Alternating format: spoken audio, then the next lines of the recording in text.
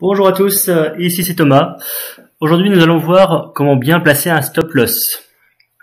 On va voir pourquoi le faire. On va aussi voir au moins deux façons de placer un stop loss. Vous avez remarqué souvent sur un marché, vous avez toujours l'impression que le marché essaie de chasser vos stop loss. Effectivement, on verra si c'est vrai ou pas vrai. Et enfin, on verra comment sécuriser ses gains avec un stop.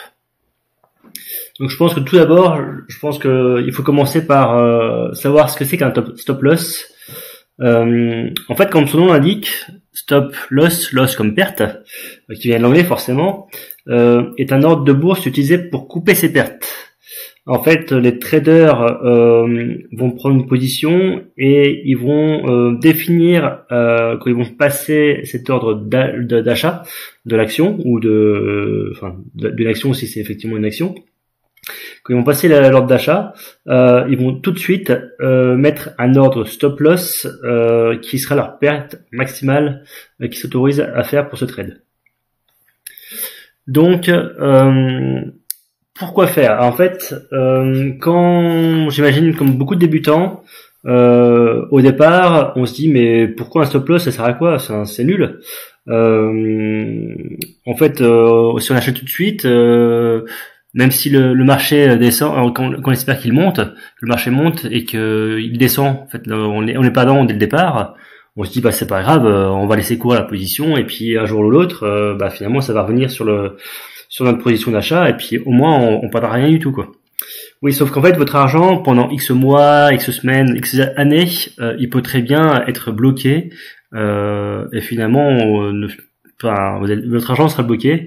Si vous avez investi 1000 euros sur une action et que vous attendez 2 ans pour que ça revienne à la position d'origine, finalement cet argent-là ne travaillera pas. Et même pendant 2 ans, finalement, vous aurez perdu de l'argent. Et en plus, qui vous dit que finalement ça va revenir sur la position de départ? Vous ne pouvez pas le savoir. Donc clairement, il faut, quand un trade se passe mal, il faut couper ses pertes. Sur le long terme, c'est sûr, c'était testé par de nombreux traders. En fait, c'est sur le long terme, c'est vraiment la chose à faire. Donc ça, c'est vraiment quelque chose d'indispensable.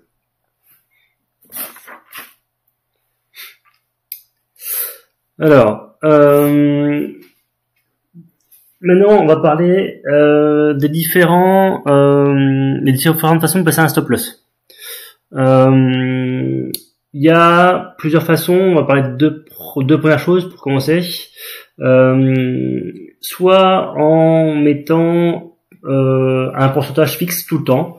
Par exemple, vous vous dites que si l'action baisse de 5%, dans ce cas-là, je place mon ordre à 5%, et du coup, si l'action descend de 5%, vous coupez votre position, et voilà, vous avez perdu et vous sortez de position. En fait, ça ne marche pas. Ça ne marche pas. Pourquoi? Parce qu'en fait, une action ou finalement une monnaie ou autre va avoir une volatilité différente, soit en fonction des actions, soit effectivement en termes le marché finalement va avoir des progressions plus ou moins rapides, une volatilité plus ou moins rapide en fonction de la semaine, du mois, en fonction de ce qui se passe sur l'action. Donc du coup, en fait, se baser sur pourcentage seulement, ça ne marche pas. On va voir après que entre une action A et une action B, finalement 5% ne veut pas dire la même chose. Parce que à la limite, ce que je peux vous proposer, c'est qu'on voit ça tout de suite. Alors, on va passer sur les graphiques. Donc là, allons-y. On va partir sur cette action-là. Donc, on va passer. On imagine, voilà, on est sur le marché. Voilà, on est comme ça. Donc, on est ce jour-là. On est le 2 janvier. Et là, vous avez vu qu'il y a une belle résistance. Et vous dites, tiens, je vais passer un ordre d'achat en espérant que le marché finalement continue à monter. Un ordre d'achat à ce niveau-là, en espérant qu'il monte. Et vous allez passer votre stop à 5%. Donc, hop, en mettant, alors on est le 2 janvier, on a dit. Donc on n'est pas au courant de ce qui se passe après. Donc là, vous mettez votre ordre vers ce niveau-là. Alors 5%, ça correspond à peu près à ça. Voilà.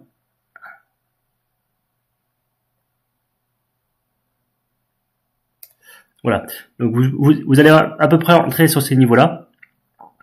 Et vous allez mettre votre ordre de stop vers ces niveaux-là. Si vous basez sur les 5%. Hop, on va essayer d'ajuster les 5%. Bon, de toute façon, c'est du à peu près. Hein. Voilà. En fait, on voit qu'à ce niveau-là, 5%, ça correspond à peu près à la volatilité de l'action sur cette action-là. Donc finalement, 5%, ça paraît à peu près judicieux. On va voir un contre-exemple.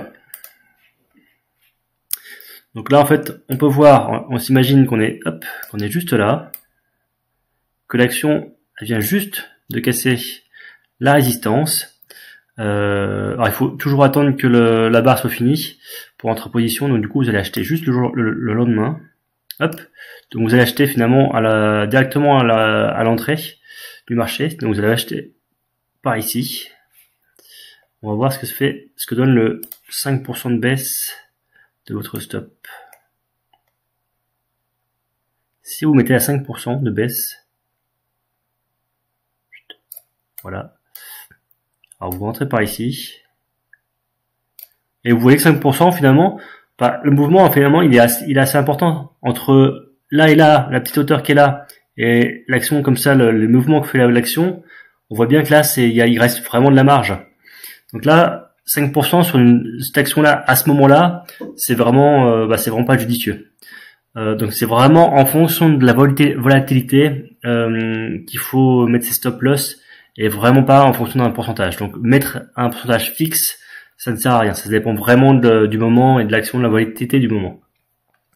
Alors ce qu'on peut faire comme autre méthode, donc celle-là on a vu que ça ne marchait pas. Comme autre méthode, on peut se baser sur un indicateur technique qui s'appelle l'ATR. En fait, c'est un indicateur qui permet de détecter de voir les volatilités d'une action. Alors d'ailleurs je l'ai mis en dessous. Plus la volatilité est haute et plus l'ATR est haut, et plus la volatilité est basse et plus l'ATR est bas. Donc une des méthodes qui peut être utilisée, c'est utiliser l'ATR. Et en fait, mettre son stop à environ 4 fois l'ATR. Donc par exemple, si on rentrait juste en position, alors du coup moi je me base toujours par rapport à l'ATR, juste le jour d'avant où on va rentrer. Donc là du coup, si on se base sur l'ATR, alors du coup si on regarde tout en bas, on voit que l'ATR là, il est à 0,29. Il est à 0,29, si on fait x4, 0,29 x 4, ça fait 1,16 de distance. Donc vous êtes rentré sur la position autour de 8,53. Donc 8,53 moins 1,16. Du coup, vous placez votre stop à 7,37. 7,37. On va utiliser quoi comme barre? On va utiliser ça. Hop.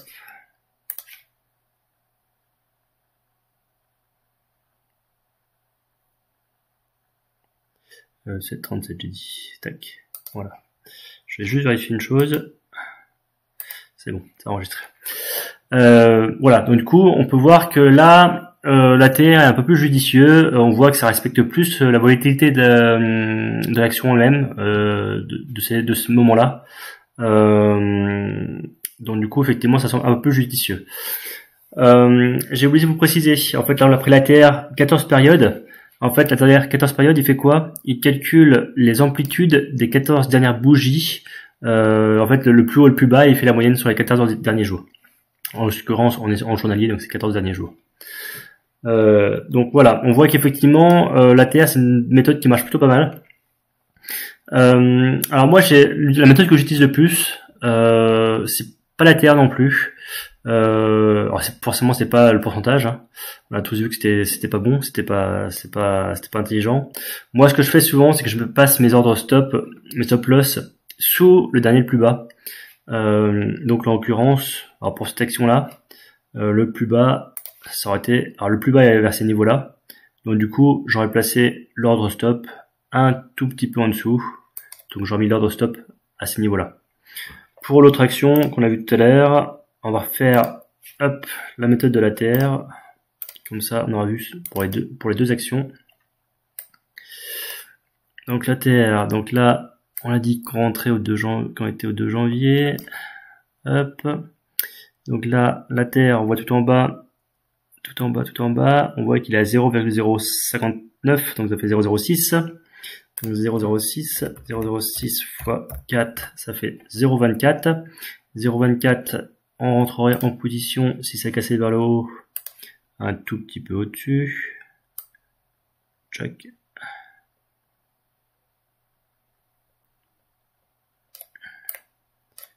Je vais y arriver, c'est pas ça que je voulais faire. On rentrerait un tout petit peu au-dessus, donc on rentrerait, donc on l'a dit à 3,53 tout à l'heure, c'était ça. 3,54 pardon, 3,54 moins 0,24, ça fait 3,3. Donc avec la méthode de l'ATR, le stop, on le placerait par ici. Voilà, on passerait par là. Effectivement, avec la méthode du coup du dernier plus bas, du coup on se remet au 2 janvier. On est au 2 janvier, on est là. Et du coup le plus bas, il serait par ici. Voilà, on me placerait aussi par là. Donc vous voyez, en fait, la terre ou au plus bas était respectée dans les deux cas. En plus, là, après, vous pouvez avoir d'autres méthodes. Hein. Là, par exemple, vous voyez que les cours étaient passés au-dessus la moyenne mobile 200 périodes. Peut-être que finalement, votre position de sortie, votre stop loss, vous pouvez très bien le mettre au niveau de la moyenne mobile, pardon, 200. Ça pourrait être aussi une stratégie. Voilà, vous avez après à vous de voir la stratégie que vous voulez faire de sortie. Dans tous les cas, il faut toujours se baser, il faut toujours mettre un stop loss. Votre stratégie, ça peut tout simplement aussi être une droite de tendance. Ça peut être aussi par rapport à l'indicateur technique. Voilà, c'est vraiment à vous de trouver votre stratégie. Dans tous les cas, ce qui est sûr, c'est que le pourcentage, il faut vraiment pas l'utiliser. C'est quelque chose qui ne marche pas. Il faut respecter la volatilité de l'action. Voilà, je crois que j'ai dit toutes les méthodes. Qu'est-ce qu'on avait vu sur le plan? Alors du coup, je vais quand même par exemple, vous dessiner un peu, sur les figures, différentes figures, où est-ce que vous pourriez placer le stop en fonction de la méthode du dernier plus bas. Par exemple, si les cours font ça, hop, et qui casse par le haut. Voilà, vous placez votre ordre d'achat ici. Alors effectivement, avec une tendance haussière. Donc tac, ça monte quand tu vas monter. Vous mettez votre stop loss par ici. Voilà, après, là, ça peut aussi un triangle asymétrique. Voilà, qui fait quelque chose comme ça. Hop. Donc là, il y avait une résistance. Vous mettez l'ordre d'achat ici et le stop loss par ici. Voilà, vous avez, je pense que vous avez compris le principe. Après, ça peut aussi faire quelque chose comme ça. Hop, et puis du coup casser vers le haut. Alors dans ce cas-là, quand c'est un peu trop serré, j'essaie un peu d'éloigner pour laisser un peu respirer l'action. Donc voilà. Pardon. Voilà. Alors, j'imagine vous avez souvent l'impression que le marché va chasser vos stop loss. En fait, c'est vrai, pas vrai. En fait, tout le monde sait à peu près où vont être les stops, vont être placés les stops. Donc effectivement, si les stops sont un peu trop près, forcément ils vont être touchés. Et du coup, votre position va vous allez sortir de votre position. Je vous conseille de ne jamais être trop près de là où vous voulez vous voulez placer vos stops. C'est toujours mettre une petite distance de sécurité pour finalement laisser respirer les cours et pas vous faire sortir. Surtout que c'est bête de se faire sortir alors que l'action, si ça se trouve, après va continuer à monter, quoi. Donc faut laisser quand même une petite distance pour respirer, quoi.